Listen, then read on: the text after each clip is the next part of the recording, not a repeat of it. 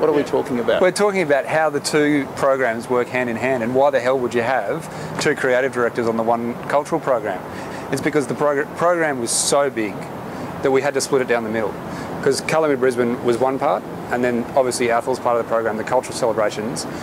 The wider program, which involves thousands and thousands of people, was much more complex. So lighting's my game, community engagement's Athol's game, so that's why the two came together. And I think the reality of it all was that both programs are very participatory, so it was a really a nice fit. There's a lot of stories that go with every single project that there is, and they really are a crossover between arts organisations and arts organisations at the highest level in some cases, and also then the community arts sector. I guess on every level we've had people involved, whether they were recently arrived migrants and refugees right through to little old ladies who, live in the country somewhere and wanted to crochet a granny square. Somewhere along the line, they've had a role, they've wanted to participate. They could then come and change colours of lights on cities or bridges or buildings. You could go and play with the lasers on the deck at City Hall. So that be involved, be engaged and participate has been a really key theme across the whole process, and the people have responded to it. I think that unless you were really working and kind of sinking yourself into the program, you really just didn't realise how big it was until all of a sudden you go, oh my gosh, there's another event and there's another week coming and they're still working on it. We had a really short period of time. The ask was huge. I think there was also a great desire by myself and all of the producers to do something that made a difference. It was about programming Brisbane artists, and that was something that became quite important to the programming team, to say that we can create a world-class festival or celebration that promotes local talent. Because I felt quite a bit of responsibility getting the gig to put on something like this, because Brisbane's got such a history with music. And, once I sort of figured out the scale of what we were dealing with, I thought, well, this has to be really good. With Paint Your City, which is, the main element of Colour Me Brisbane, you've got the perfect amphitheatre here from South Bank looking at George Street. And, we were able to select 15 buildings that have got a great viewing angle from here that we could light, and then you can use different facades of some of those buildings and some of our beautiful civic buildings like the Old State Library and Treasury Hotel to then tell a bit more of the story about Brisbane. So it's not just the beautiful big bold colours, but it's actually telling the story of our industry and our people and our lifestyle and why Brisbane has become such a great city of the world. The lighting that Jono Perry did was extraordinary. I think that was a really interesting step then to build the performance and creative program on top of that. So use it as a platform and then look at how you build the creative engagement process in and around and on top of that platform. What we have managed to achieve really well is the layering. Is when you see events laid over the top of each other so that things work in conjunction. You've got start times that are staggered, you've got events that happen throughout a night, things that run on a loop so that people can have different experiences every sort of 10 to 15 to 20 minutes.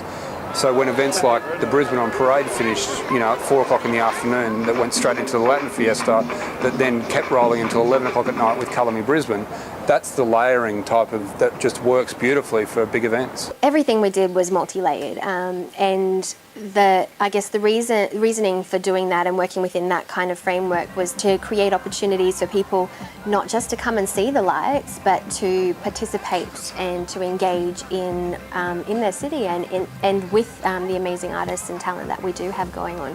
Not just you put on a show for people, but you engage them in the show. So it was a lot more interactive and creating the opportunity for the public to perform in parts of those shows, to take part in workshops.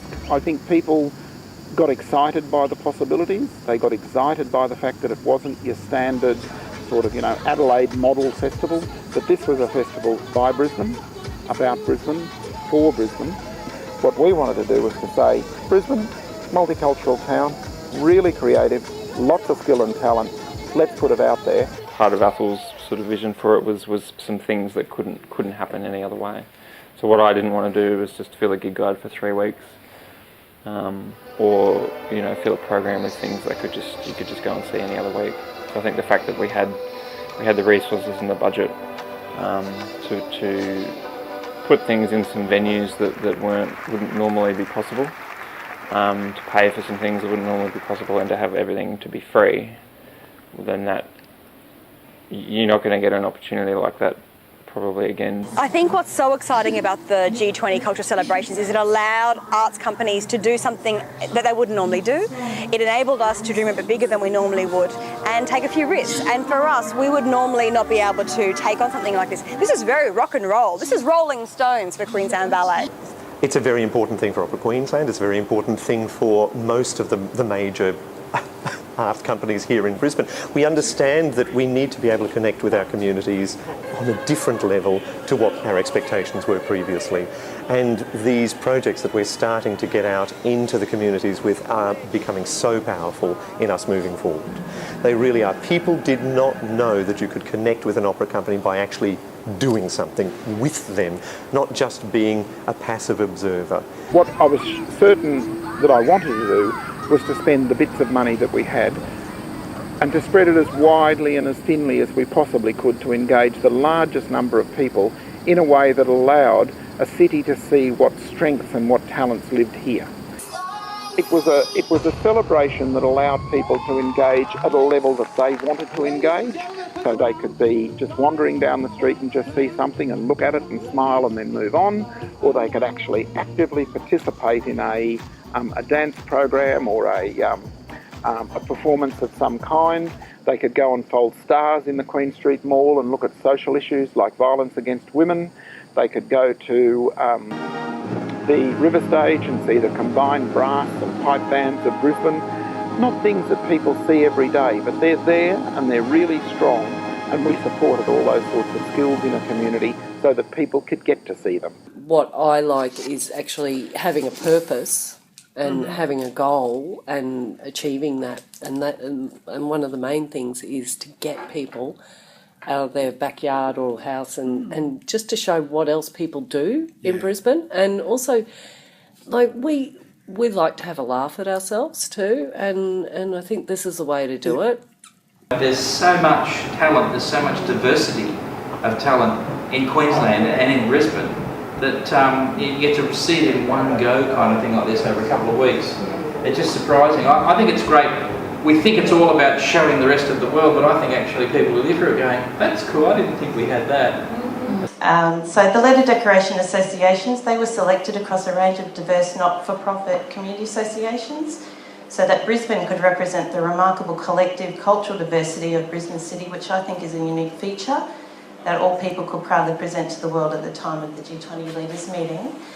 Nancy Bamaga, who did the Indigenous program, was saying it was great to see the traditional Indigenous work mixed in with contemporary dance. So that's what we need to be looking at, is nurturing our up-and-coming songwriters, choreographers, the fire makers, the didge players, and and them themselves have to be looking back on the custodianship of their own stories and what they actually do in terms of culture, and then having to look at how you then also utilise it to then adapt it to a mainstream, kind of audience that would not have been exposed to that around the journey and evolving of our culture.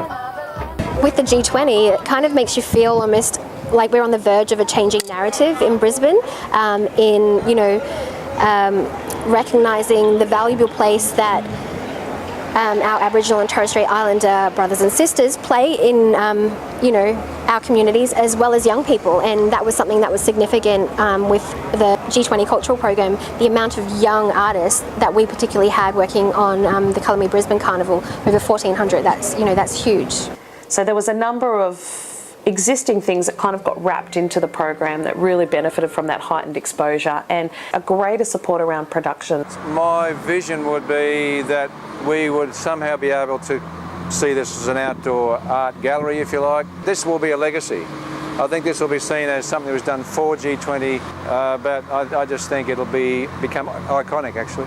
It's been a great opportunity for the circus community to actually come together, and when the G20 Cultural Program came along, it actually was a really good vehicle for those companies, and some others company too, and Cassis were also around the table at that time to say, well, how do we how do we work together more broadly, and then how do we use this as a vehicle to actually start to do some of those things. And flip side, Circus had a really strong presence in the opening event, did a great piece with William Barton and the Camerata of St John.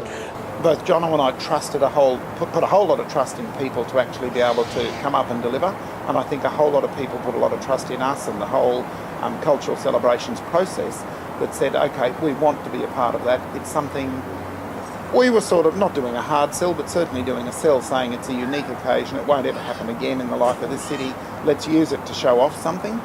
This collaboration went out there and became influential for a whole lot of other people to see, okay, we could collaborate in this process, and they do want to be a part of this process. And you're right, they responded and they delivered.